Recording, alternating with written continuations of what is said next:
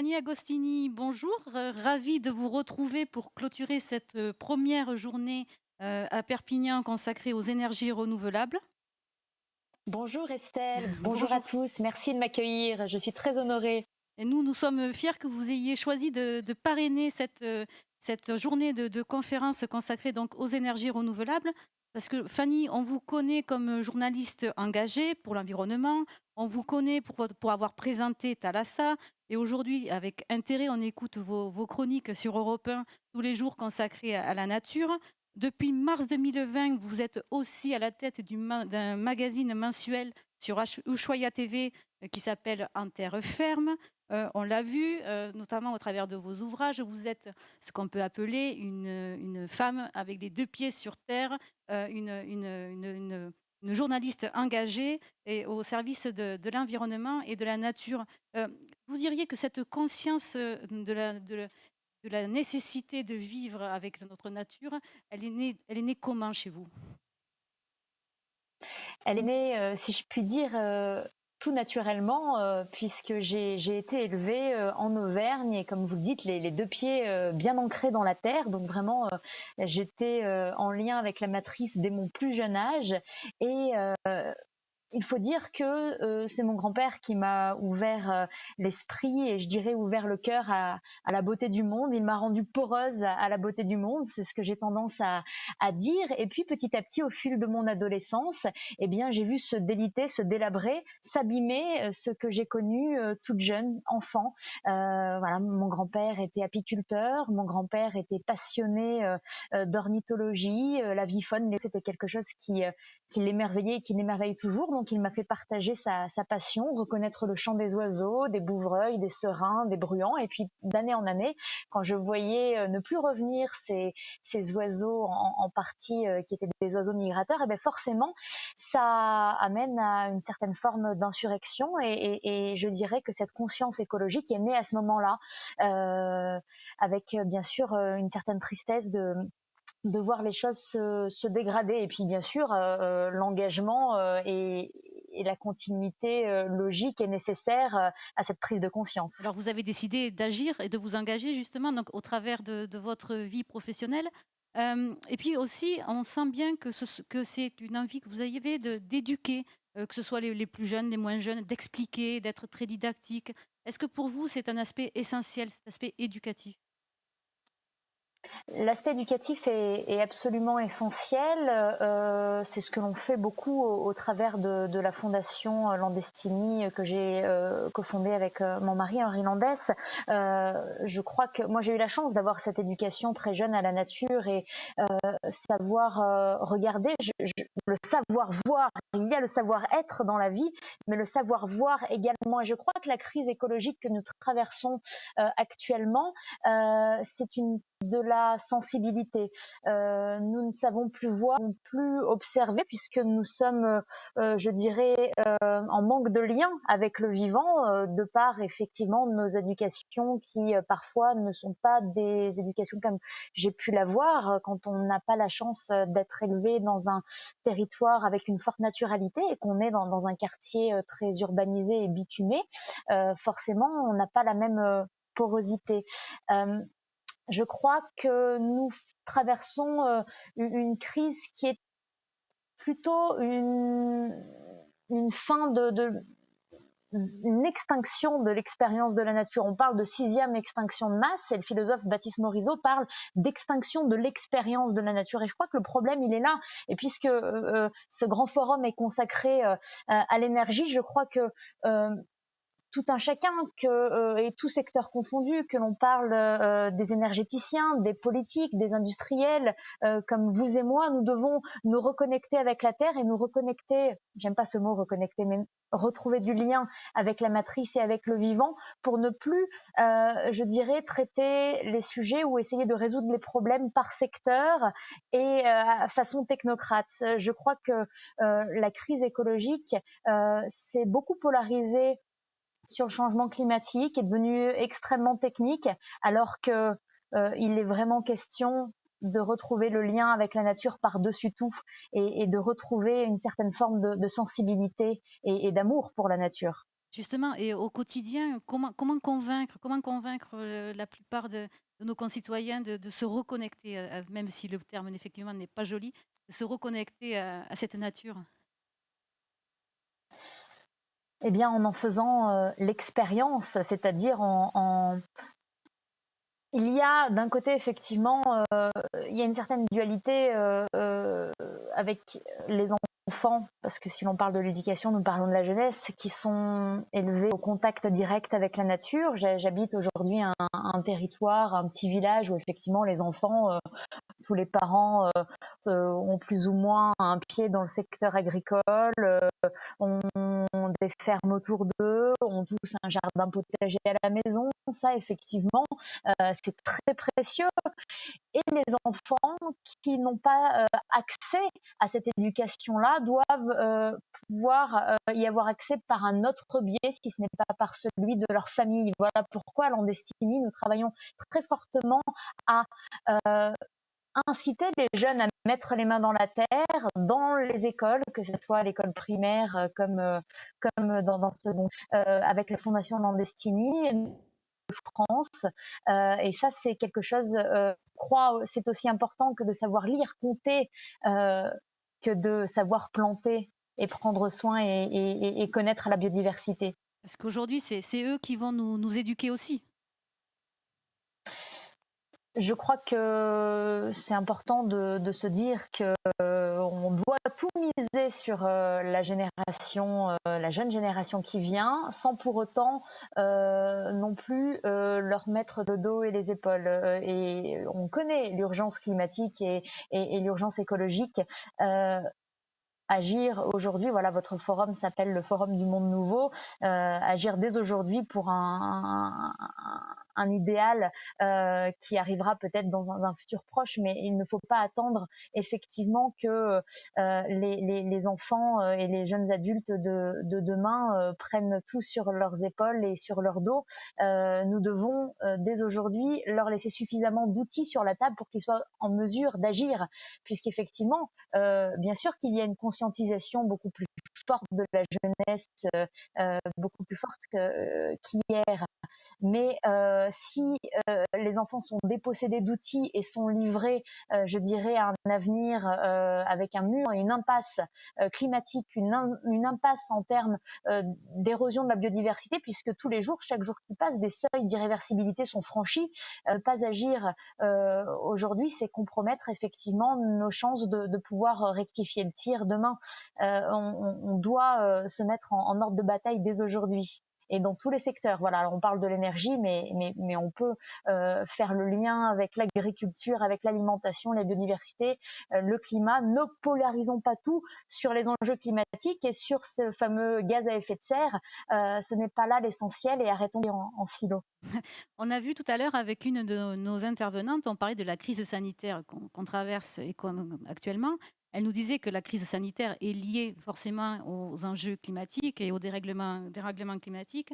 Donc en fait, c'est un revers de cette crise-là. Et par contre, cette crise, elle a apporté quelque chose de positif, c'est un désir de relocalisation et de reconnexion aussi au circuit court. Est-ce que vous le sentez ça à travers vos actions et à travers la fondation? Ce désir de retour vers les vraies valeurs ou les valeurs de proximité?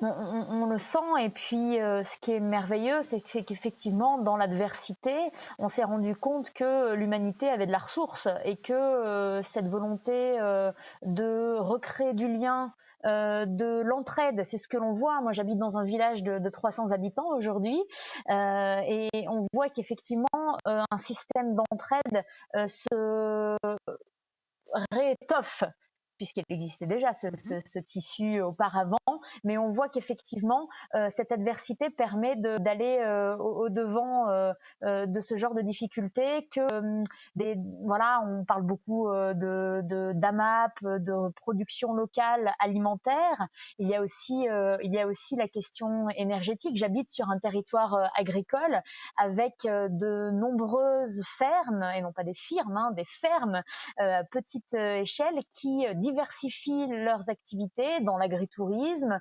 mais aussi dans la production d'énergie.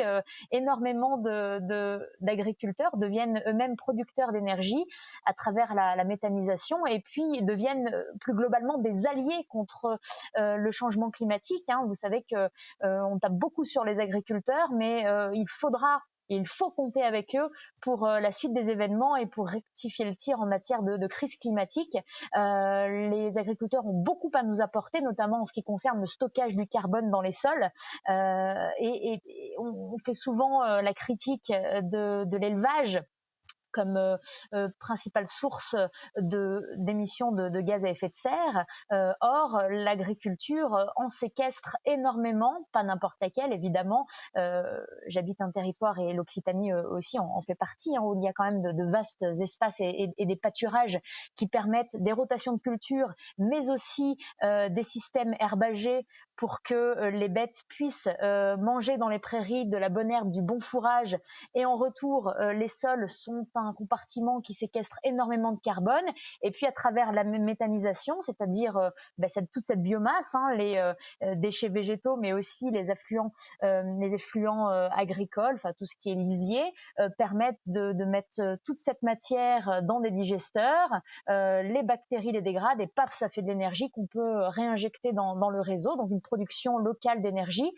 On a souvent tendance à voir ça d'un mauvais œil en disant déjà méthanisation, mais ça veut dire que c'est très émissif. Au contraire, je dirais même pas du tout. C'est même une solution extrêmement intelligente parce qu'il n'y a pas de rejet de gaz à effet de serre. On revalorise des sous-produits agricoles pour fabriquer de l'énergie.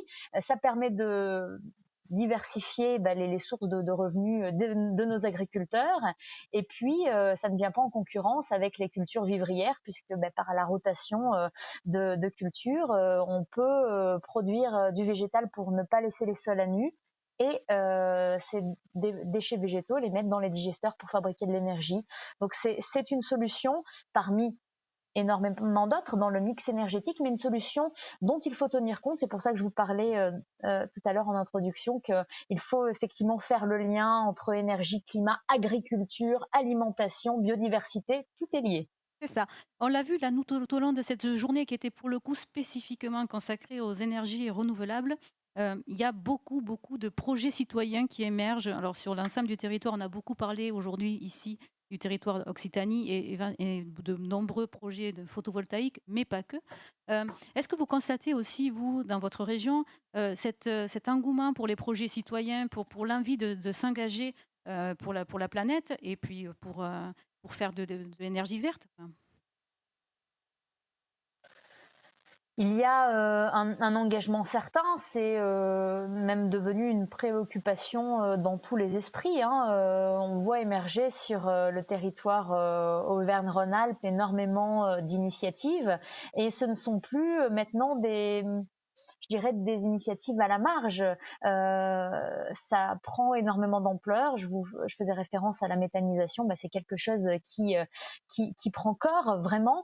Et puis en termes d'énergie, alors je vais m'éloigner un petit peu de la région Auvergne, mais ça concerne en marge l'Occitanie parce que vous avez un petit côté maritime, enfin l'arc méditerranéen sur votre territoire. Là, c'est l'ancienne présentatrice Thalassa qui vous parle. J'ai eu la chance aussi de pouvoir voir de mes yeux des territoires qui s'organisent aussi pour produire de l'énergie localement à travers une énergie parfaitement renouvelable, à disposition, sous-exploitée, la force houlomotrice, la force des vagues.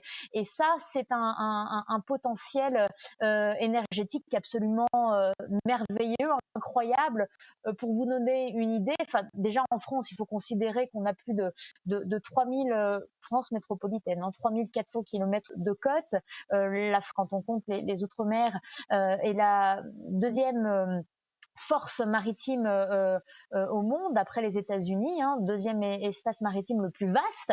Donc, il y a de quoi faire en termes d'usines houlomotrices, pour en avoir visité beaucoup quand j'étais présentatrice de Thalassa, plutôt côté espagnol, du côté de Moutricou, sur la côte basque. Et je trouve ça extrêmement inspirant. Voilà, des habitants d'une petite commune qui se sont organisés, qui ont fait du crowdfunding justement pour pouvoir se servir d'une ancienne digue et fabriquer cette usine houlomotrice et se servir de la force des vagues. Si on en croit une étude réalisée par la World Energy Council, 10% de la demande électrique mondiale pourrait être couverte par la force des vagues. 10%, vous vous rendez compte? Et aujourd'hui, à ce jour, cette énergie est largement sous-exploitée. Donc, j'ai envie de dire, allons-y, et allons-y beaucoup plus fort. Si les investissements s'orientent massivement dans ce genre d'énergie, forcément, il y aura un retour sur investissement colossal là aussi. Je crois que si on exploite cette énergie houlomotrice en France métropolitaine, comme je vous le disais, ça représente 40 TWh par an. Je crois que c'est l'équivalent de 4 à 5 réacteurs nucléaires. Donc voilà, ça permet d'avoir quelques ordres de grandeur en tête et de se dire que oui, c'est une solution efficace et opérationnelle. Et on l'a vu aussi tout au long de cette journée qui en plus se passe à l'incubateur d'entreprise de la fac de Perpignan. Il y a beaucoup, beaucoup d'innovations. Est-ce que vous avez pu constater ça, vous aussi? Beaucoup de startups qui imaginent, qui se battent, qui défendent des projets vraiment très encourageants. Énormément, énormément. Nous, au sein de Landestini, notre fondation, nous avons monté justement en ce sens un incubateur de start-up bien ancré sur la terre ferme. Là, pour le coup, on est à Aurillac, donc vraiment dans le Massif central, dans le Cantal, où il y a une vingtaine de porteurs de projets, voilà, qui se challenge pour inventer des nouveaux modèles économiques qui permettent de régénérer, restaurer le vivant, tout en créant de la valeur. Voilà, ça c'est les métiers d'aujourd'hui et de demain, c'est ceux qui ne prédatent pas notre biosphère, c'est ceux qui vont permettre de restaurer, de réparer ou d'utiliser tout ce qui est comme la force houlomotrice ou la biomasse, tout ce qui est immuable en ce monde, tout ce qui est cyclique et qui peut rentrer dans une boucle, effectivement, ce qu'on appelle l'économie circulaire, tout simplement. Nous devons tabler sur les énergies non carbonées et à disposition, voilà, tout comme le vent, le soleil, les vagues et le reste. On voit énormément d'inventivité dans nos territoires, avec, je dirais, de plus en plus d'appétence pour le biomimétisme, s'inspirer du vivant, s'inspirer de la nature qui est une machine à produire de l'énergie de manière continue et circulaire. Quand on regarde ne serait-ce que la végétation et surtout l'arbre, qui est vraiment le pilier de la production d'énergie grâce à ces ramures et toutes ces feuilles qui, via la photosynthèse, permettent de fabriquer l'énergie, enfin d'utiliser l'énergie solaire et le rayonnement solaire pour fabriquer du sucre essentiel à la vie végétale. Je crois que oui, nous devons nous inspirer de la nature et regarder à quel point celle-ci est efficace et travaille en réseau. Justement, ici, à l'incubateur de Perpignan, est né l'arbre solaire. Je vous invite à regarder sur un coin écosiste. C'est assez spectaculaire. C'est un arbre solaire, comme son nom l'indique. On a vu aussi, voir ça. ouais, on a vu ici aussi aujourd'hui que l'énergie verte, ça pouvait aussi, sans tabou, constituer un investissement financier. Est-ce que c'est aussi un moyen de convaincre des personnes de regarder un petit peu ce qui se passe de ce côté-là? Leur dire, vous pouvez investir dans des projets, c'est des projets qui rapporteront aussi de l'argent, quoi. Là, vous ciblez quelque chose d'essentiel à mon sens. Parler de rentabilité, parler de retour sur investissement conséquent, parler d'efficience, c'est important d'utiliser ce vocable-là pour convaincre qu'effectivement, ce sont des solutions efficientes qui permettent de rapporter et de générer une croissance qualitative. Là, j'emploie un petit peu j'utilise les mots de Bertrand Piccard. Vous connaissez Bertrand, qui a créé le Solar Impulse, le premier avion solaire à avoir fait le tour du monde.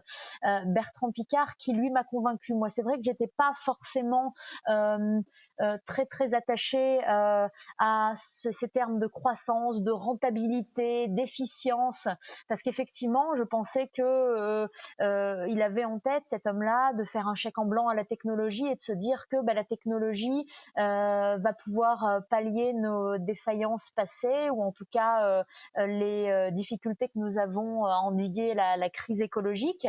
Il se trouve que lui, il a pris son bâton de pèlerin pour aller présenter 1000 solutions efficientes pour la nature. Il est allé voir des patrons d'entreprises, des industriels, des chefs d'État, afin de les convaincre. Il m'a dit, Fanny, pour convaincre ces gens-là, il faut pouvoir leur parler dans une langue qu'ils maîtrisent et qu'ils connaissent. Alors, effectivement, qui a trait au capitalisme, mais nous ne pouvons pas aujourd'hui se passer des outils du capitalisme pour construire le monde nouveau et le monde de demain.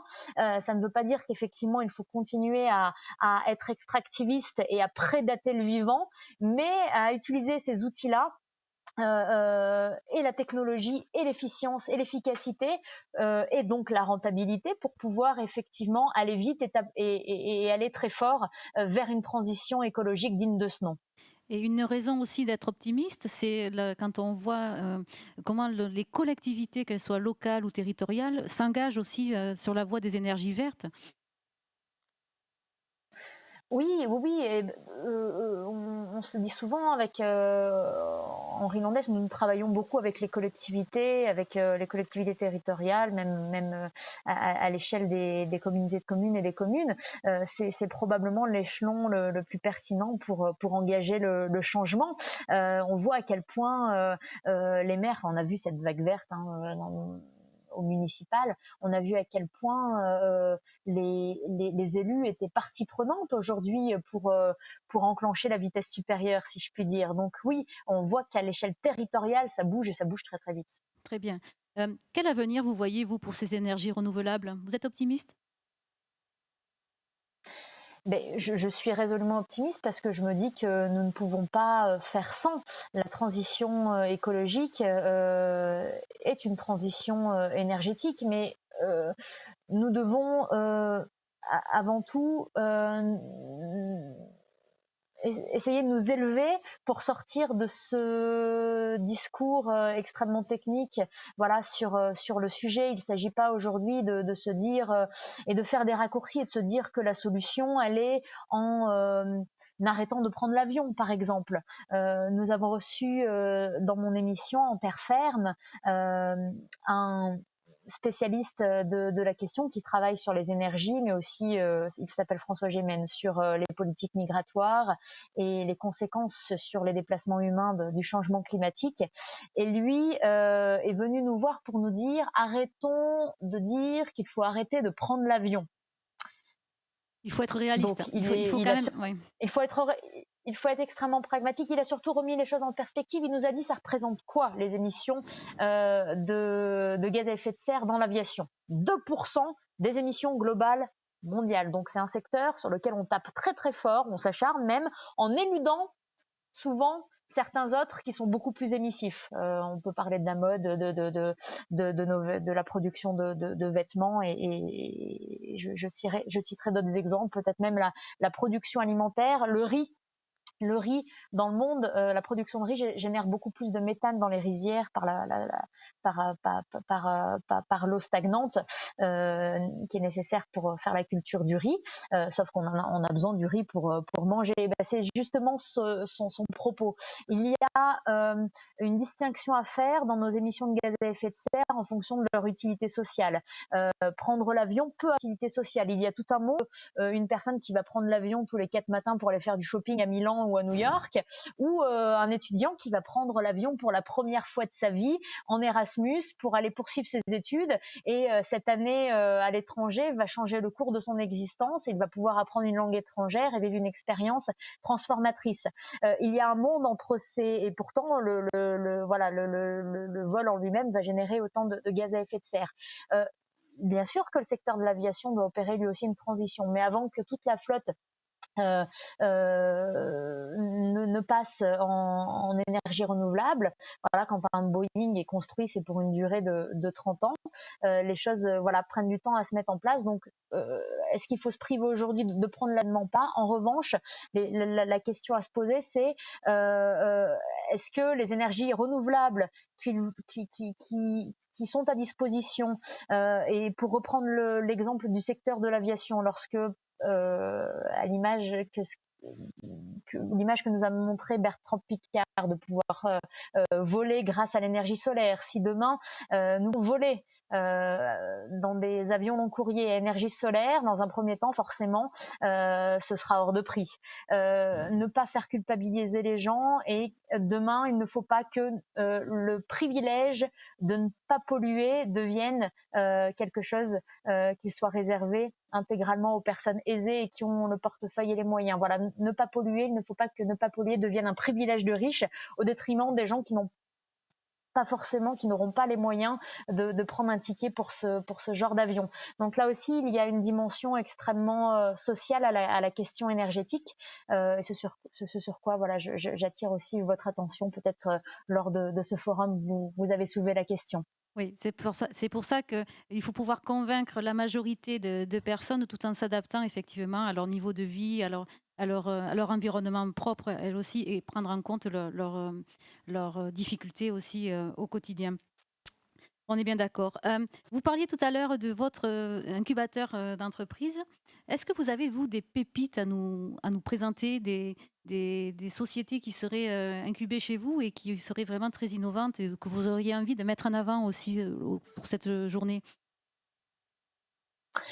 Alors, dans le secteur énergétique, au sein de l'incubateur Landestini, nous n'avons pas forcément D'accord. de start-upers voilà, qui travaillent sur ce secteur et sur la question. En revanche, effectivement, il y a une panoplie de personnes innovantes. Je peux vous en citer une, par exemple, une entreprise qui s'appelle Step One et qui fait, alors vous allez trouver ça anecdotique, mais c'est pas du tout anecdotique, qui fait des produits d'hygiène en poudre, voilà, qui peuvent se dissoudre dans l'eau. Cette personne-là a inventé ce process. Elle est biochimiste de formation. Elle s'appelle Héloïse. Elle a travaillé auparavant dans l'humanitaire et s'est posé la question, lorsqu'elle était sur des camps de réfugiés, de comment effectivement avoir accès aux produits d'hygiène quand on était en situation effectivement extrêmement spartiate, et comment pouvoir transporter beaucoup de produits d'hygiène, mais voilà, de façon massive, mais qui pèse le moins lourd possible. Donc c'est comme ça qu'elle a inventé effectivement toute cette gamme en poudre qui peut se dissoudre dans l'eau de pluie ou dans l'eau de rivière, qui ne porte pas atteinte à l'écosystème parce qu'il est non polluant, et donc riche de cette expérience. Quand elle était sur le terrain, elle s'est dit pourquoi pas élargir au plus grand nombre, en sachant qu'effectivement les déchets plastiques sont une grande, même une immense problématique aujourd'hui, donc les contenants plastiques, et donc elle a sorti cette gamme, mais d'une manière extrêmement pertinente, si je puis dire, puisqu'elle a développé des franchises, et dans chaque territoire, l'idée est que soit utiliser des ingrédients spécifiques au territoire donné, c'est-à-dire qu'en Occitanie, on utiliserait, ou dans telle commune, on utiliserait tel ou tel produit, telle ou telle racine, telle ou telle essence, et ce ne seraient pas les mêmes ingrédients, et ce ne sont pas les mêmes ingrédients du côté de Lille, du côté de Clermont-Ferrand, du côté de Aurillac ou de Lyon. Là est la force de son produit. Voilà, on n'essaye pas de massifier une recette, parce que c'est à ce moment-là où on rentre dans des travers de monoculture, de production intensive, mais on s'adapte en fonction de ce l'on a sous la main dans chaque territoire. Donc bravo à Héloïse et à Step One, parce que c'est quelque chose qui commence à prendre du feu de Dieu. Du micro local par excellence. C'est ça. Fanny, on l'a dit, hein, vous co-présidez l'ONG Landestini. Et alors, j'ai vu que Landestini organise la première Coupe de France des potagers. Qu'est-ce que c'est que ça? On parlait tout à l'heure d'expérience de la nature et de l'importance de mettre les mains dans la terre et que ce côté sensoriel manque à nos vies. Nous nous attelons avec Landestini effectivement à promouvoir les potagers et à inciter les écoles à en implanter au sein de leur structure. Voilà pourquoi nous avons lancé cette année la Coupe de France du potager qui, pour l'instant, regroupe presque 300 inscriptions maintenant, 300 écoles inscrites dans toute la France et même dans les dom-toms. L'idée étant effectivement de créer une compétition saine autour de la création de potagers. Donc tout ça fait l'objet d'une médiatisation via TF1. Donc c'est un petit peu le The Voice du potager, si vous voulez une image concrète. Ouais. Et tout ça est extrêmement stimulant parce qu'on se rend compte qu'il y a une forte envie, une forte demande. Je parlais des écoles, c'est une compétition ouverte aux écoles, mais également aux jardins ouvriers, aux centres de loisirs, à tous ceux effectivement qui croient qu'ils peuvent se challenger pour ce genre de concours. Donc on est très content, effectivement, c'est la première année et ça prend déjà une belle envergure, d'autant qu'avec la crise Covid, être dehors pour apprendre, c'est mieux pour nos enfants. C'est clair. Et est-ce qu'on peut encore s'inscrire ou c'est fini? Comment bonne année? Alors, je me tourne vers Henri Landès qui est juste à côté de moi. Les inscriptions, la clôture, c'est pour 15 mars. Le 15 mars. Vous avez encore le temps de vous inscrire en Occitanie. Dépêchez-vous. Il faut on va venir. Et j'imagine que le but est de rendre un potager éco-responsable. Éco-responsable, il y a différents critères. Donc, il y a un jury d'experts qui va juste avant l'été pouvoir délibérer. Les critères sont la beauté du potager, les valeurs de partage, la débrouillardise, mais aussi tout ce qui est lien social. Voilà, il y a une dizaine de critères comme ça qui seront mis en avant et qui vont servir de barème pour notre jury. Donc voilà, on vous attend, l'Occitanie. Je crois qu'on a quelques écoles dans la région, Henri. On a combien d'écoles? Quelques-unes, peut-être une vingtaine, mais on en veut plus. On va surveiller ça de près, on va les inciter à s'inscrire. Les résultats tomberont? Les résultats tomberont fin juin, juste avant la fin de l'année scolaire. Voilà, les potagers, suivant la région géographique. C'est vrai que on prend aussi en compte la topographie du territoire, l'avancement dans les potagers. C'est pas la même chose quand on habite en altitude ou dans le nord de la France que si l'on habite à Tarbes ou dans le sud de la France. Donc on tiendra bien sûr, on prendra en compte bien sûr ce genre d'inégalité, mais le verdict sera rendu fin juin. On a hâte. Merci beaucoup. Merci encore d'avoir accepté d'être la marraine de cette journée. Une journée un peu exceptionnelle, cause Covid, bien évidemment, puisque beaucoup d'intervenants étaient en visio. C'est un peu dommage, mais tant pis. On a quand même réussi à échanger et à partager de belles idées. Merci Fanny encore de votre implication. Merci beaucoup Estelle, merci Monsieur Hoquet et merci aussi à toute l'équipe du Monde Nouveau. Ce fut un plaisir pour moi. À bientôt. Merci. À bientôt. Au revoir. Merci beaucoup, merci à tous de nous avoir suivis sur cette longue journée de table ronde et de séquences inspirantes. J'espère que comme nous, vous avez appris beaucoup de choses aujourd'hui. Rendez-vous donc en octobre à Montpellier pour le Salon du Monde Nouveau, 2e édition. En attendant, d'ici là, n'hésitez pas à suivre toute l'actualité du Monde Nouveau sur le site du Monde Nouveau. Merci beaucoup.